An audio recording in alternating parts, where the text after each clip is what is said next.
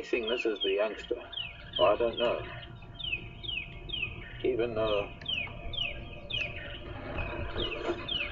I have met Shadow before, it was probably at least 5 years ago, maybe more. I think I've only ever seen her once, maybe twice.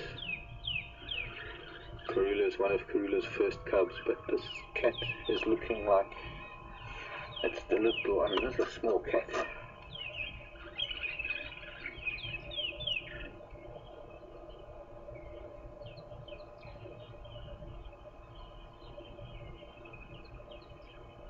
Although, oh, maybe it is her.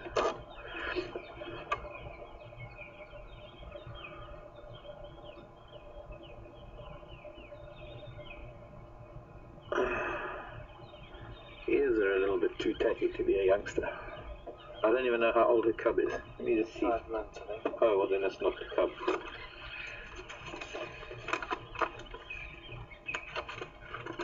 I did see a hyena in this tambuti thicket. There was a hyena lying up there.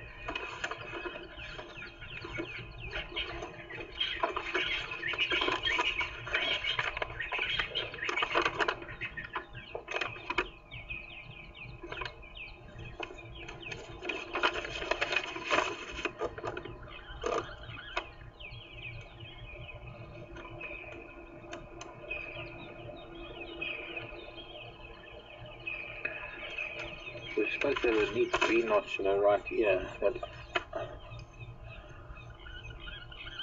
I guess I can almost see it. Unfortunately, her right ear is a little obscured. But yeah, I'm sure this is her Shadow, who we used to know as Tingana.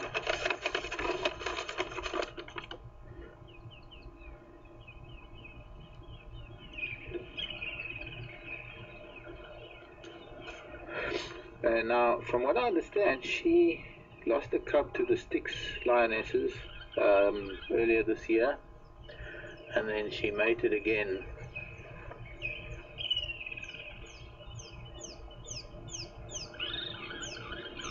And interestingly, she evidently was seen mating with 3 different males,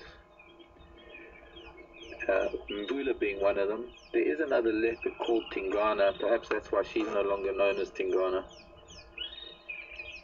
Saseka and Tingana, I think it was Tundi is now called, well, it's now called Tundi, is her sister, who's actually been spotted with her 2 cubs at the moment.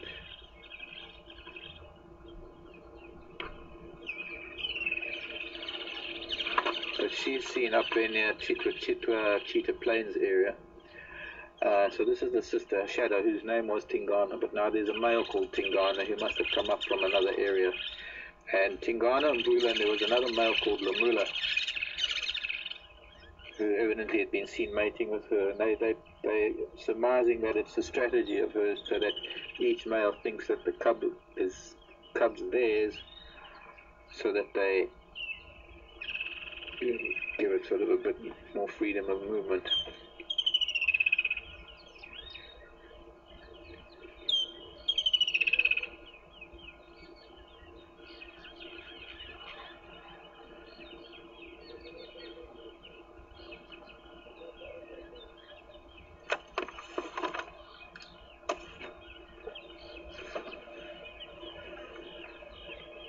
At the moment we can't race her. I've been looking for the cub. There's a very thick tambuti forest just ahead of us. But there's a hyena that's lying up there, so I don't know. That might mean that there's a cub in the tree somewhere. I don't know. Racer. I haven't yet seen the cub. I was hoping to. We could maybe drive around a little bit and have a look. But then we're going to lose signal, so I think for now we'll just stay here. Not good that there's a hyena lying down in the thicket ahead of us.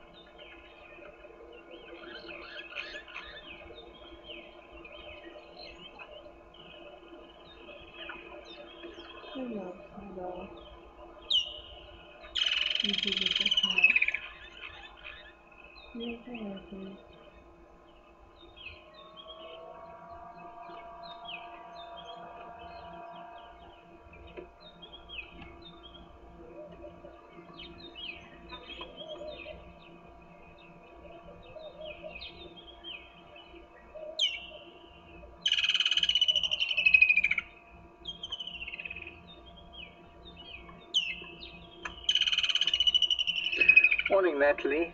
Question coming all the way from California, wanting to know if a male leopard will know that if a cub is his, so he doesn't kill off his own bloodline. Well, generally speaking, well, the way it works is that when a female mates with a leopard, it's within his territory. So it's almost as though automatically any offspring that will be in his territory will be seen as his. And that association that he has had or has with the female will probably ensure that he doesn't. Hold on a sec, I've got to talk on the radio, so if you'll excuse me, I might lose signal again.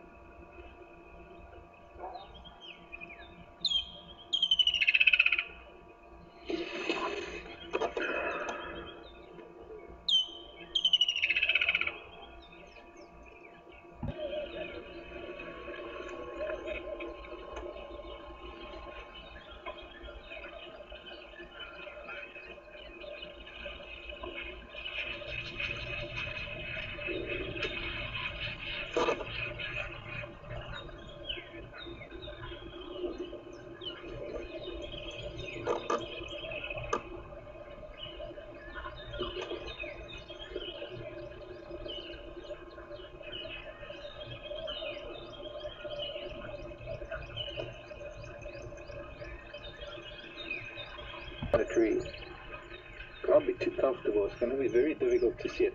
It's in that sort of knob thorn. There's just too much foliage in the way, but I can just see a dark shape in there.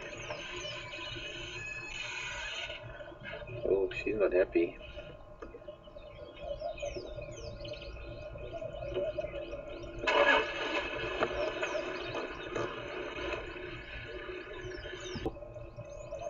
You just see it moving, tail and a leg.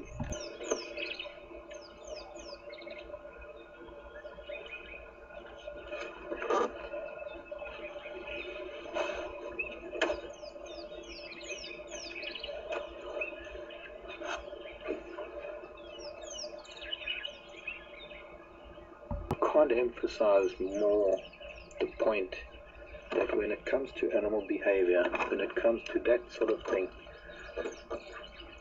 the only way you can get answers is by watching a particular individual interact with others, and you will never be able to use that as an example for how all leopard operate, or even how that leopard might operate consistently over time.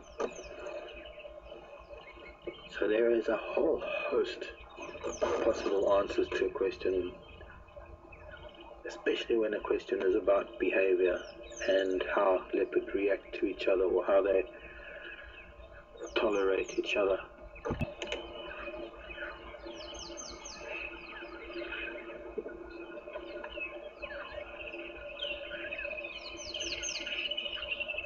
Looks at things, it's got one leg on either side and one front arm on either side of this branch, so it's draped over a branch.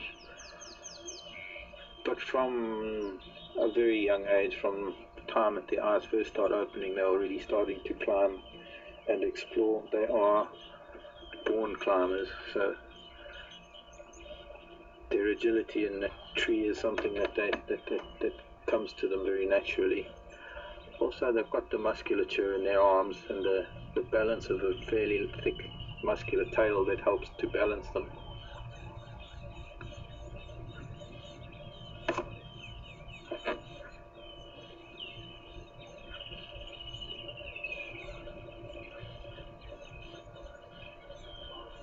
Is listening to something.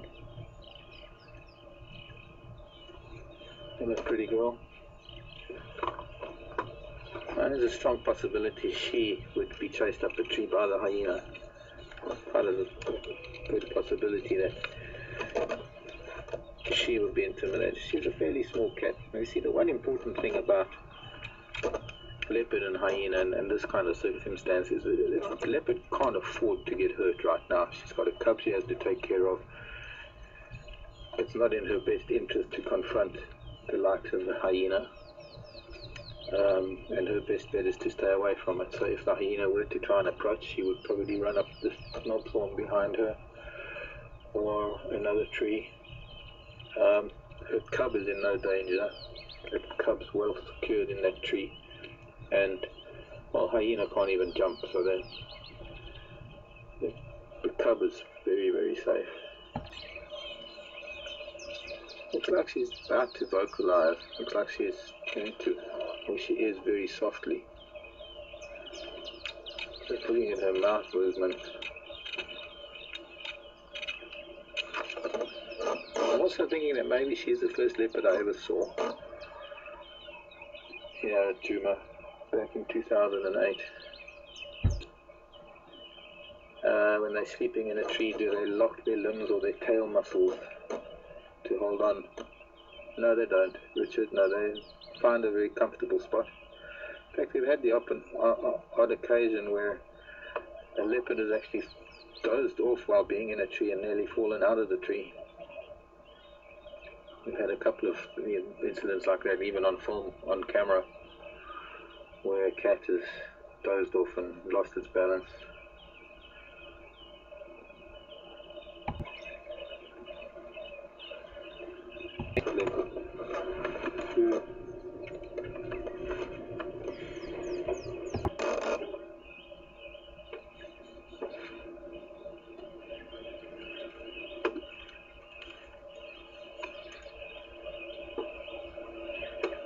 Look, I don't know if it is male or female.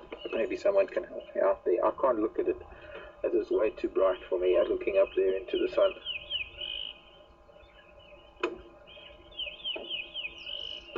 But just to give you an idea, size-wise, it's probably about the size of a very large domestic cat, bigger than a domestic cat. Body-wise,